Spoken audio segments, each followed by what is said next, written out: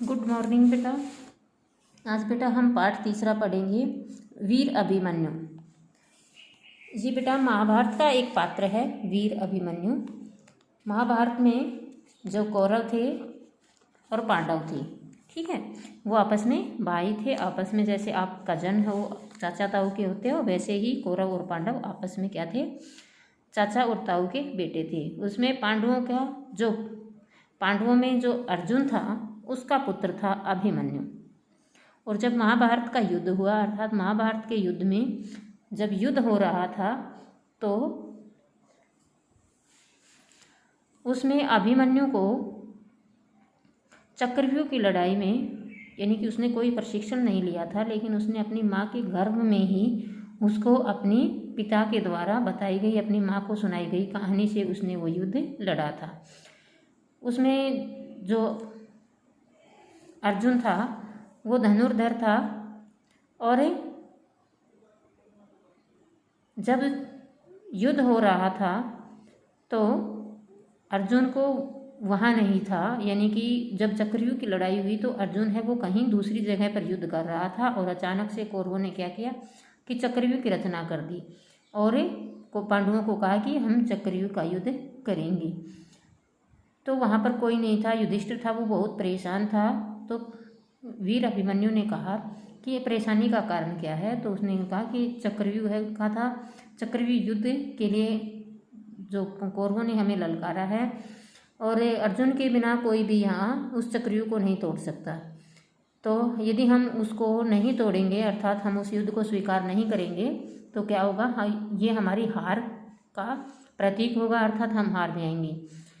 तो अभिमन्यु ने कहा कि आप मुझे युद्ध में जाने की अनुमति दीजिए, मैं युद्ध लड़ूंगा। तो युधिष्ठिर ने कहा कि आपने युद्ध की ये विद्या कब सीखी है। तो उसने कहा कि मैं जब अपनी माँ के गर्भ में था, पेट में था, तो उस समय पिताजी हैं वो माँ को उसके बारे में बता रही थी, लेकिन इसका आखिरी जो द्वार, जब लास्ट का जो स्टेप होता है, उस समय वो मुझे याद नहीं है, अर्थात वो मेरे को नहीं आता, क्योंकि उस समय माँ सो गई थी और पिता ने जो बात बता रहे थे, जो वर्णन युद्ध का कर रहे थे, वो बंद कर दिया था। तो अंतिम द्वार तक मैं जा सकता हूँ, लेकिन अंतिम द्वार को मैं तोड़ नहीं सकता। तो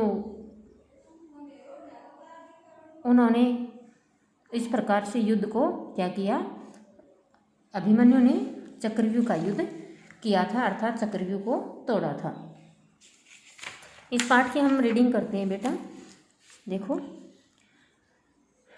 आप इस तरह सोच में क्यों बैठे हैं महाराज, युद्ध के क्या समाचार हैं। 16 वर्ष के अभिमन्यु ने युधिष्ठिर के चरण छूकर पूछा।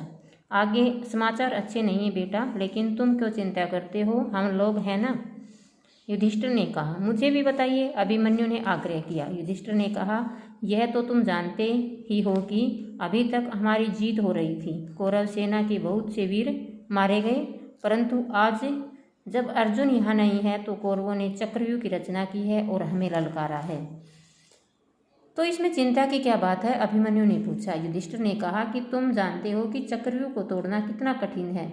इसमें सेना को चक्करदार घेरे में खड़ा किया जाता है, यानी कि एक गोल सर्कल के रूप में सेना को खड़ा किया जाता है, और उसके 7 द्वार होते हैं, 7 चक्र होते हैं।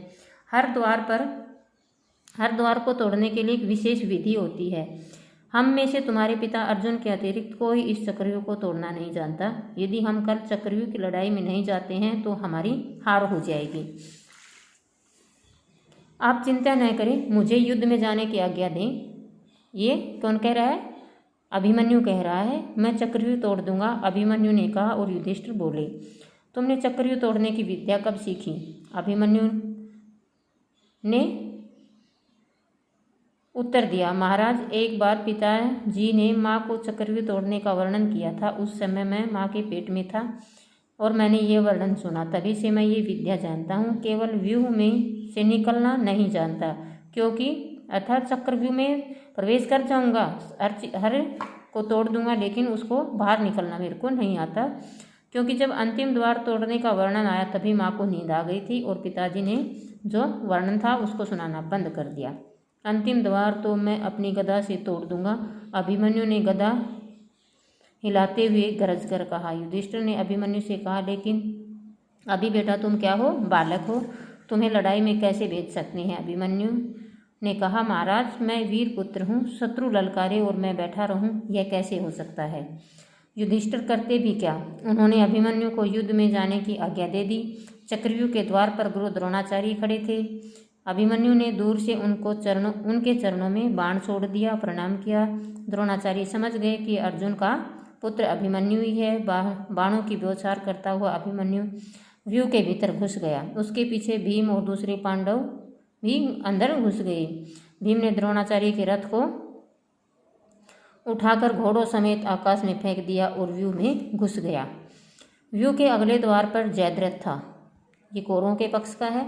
अभिमन्यु ने का उससे घोर युद्ध हुआ। घोर मतलब भयानक। उसे हराकर अभिमन्यु भीतर घुस गया, परंतु भीम और दूसरे पांडवों को जयद्रथ ने व्यूह के भीतर नहीं घुसने दिया। अब अकेला कौन अभिमन्यु है वो अंदर चला गया। अभिमन्यु अकेला पड़ गया, लेकिन अकेले ही वह सबसे युद्ध करता रहा। उसके बाणों की वर्षा से कौरव सेना के हाथी, घोड़े और पैदल सेना सब गिरने लगी। जिधर भीम उड़ गया उधर मैदान साफ कर जाता, अर्थात अपने पराक्रम को दिखाता। अभिमन्यु की वीरता देखकर कौरवों में क्या हो गई, खलबली मच गई।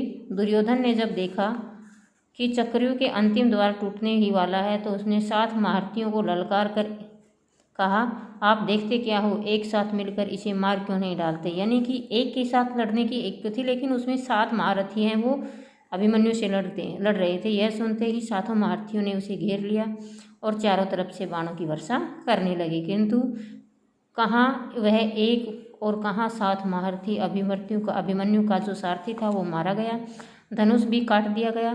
जब उसके पास कोई हथियार नहीं रहा तो रथ के पहिए को ही हाथ में लेकर शत्रुओं से झपटा, लेकिन उसका पहिया भी काट डाला गया और वह निहत्था मतलब जिसके हाथ में कोई शस्त्र अस्त्र न हो गया और बाणों से उसका शरीर छलनी हो गया। अभिमन्यु ने शत्रुओं को धिक्कारा। द्रोणाचार्य की ओर मुड़कर कहा, गुरुवर आपके रहते हुए ये कैसी लड़ाई हो रही है, इस जिसमें निहत्थे पर वार होता है, आप क्यों नहीं बोलते। द्रोणाचार्य कुछ न कह सके, उनका सिर था वो नीचे हो गया। इतने में दुशासन के पुत्र ने पीछे से अभिमन्यु के सिर पर गदा मारी और वह धरती पर गिर पड़ा, फिर कभी नहीं उठ पाया। युद्ध में अभिमन्यु को वीरगति प्राप्त हुई। अपने साहस और शौर्य के कारण वह सदा के लिए अमर हो गया और 7 महारथियों से घिर जाने पर वह विचलित नहीं हुआ, अकेले उनसे युद्ध करता रहा और उसकी वीरता की कहानी आज भी हमें प्रेरणा देती है। ये था बेटा पूरा आपका पाठ। आगे बेटा शब्दार्थ। शब्दार्थ में अंतिम होता है बेटा आखिरी। आकाश आसमान, वीरगति वीरता पूर्वक मारना, शौर्य होता है वीरता, समाचार होता है खबर, कठिन सख्त, जीत विजय, आज्ञा स्वीकृति, चरण पैर, वर्षा बारिश, खलबली भगदड़। ये शब्दार्थ हैं। शब्दार्थ आपको अपने फेयर नोटबुक में लिखने हैं और लर्न करने हैं और 15 कठिन शब्द आपको बुक से अपनी फेयर नोटबुक में लिखने हैं। धन्यवाद।